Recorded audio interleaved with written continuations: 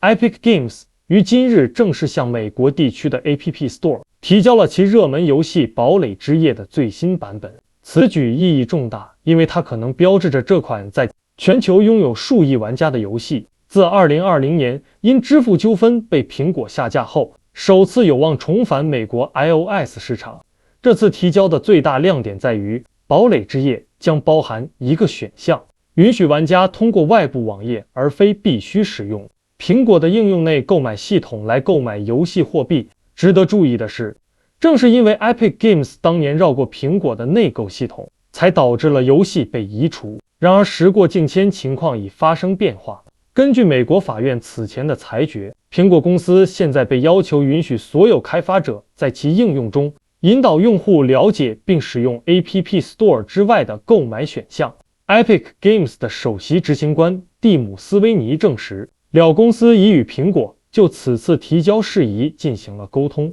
并且苹果知晓 Epic 正通过其为了遵守欧盟数字市场法案而在瑞典设立的子公司进行此次美区提交。斯威尼此前曾对外界表示，如果苹果在这个节骨眼上选择阻止如此受欢迎的应用重新上架 iOS 平台，他将对此感到非常惊讶，暗示了此举可能带来的政治和舆论压力。我的观点，从我的角度来看， Epic 再次向美区 App Store 提交《堡垒之夜》这一举动，不仅仅是让一款游戏回家那么简单，它更像是一次对苹果公司面对法律、裁决和市场开放压力的直接测试。Epic 显然是利用了美国法院要求苹果允许外部支付选项这一新的法律窗口，将原本因欧盟 DMA 而采取的策略复制到了美国市场。斯威尼的表态颇具玩味，他用非常惊讶来形容苹果可能阻止的行为，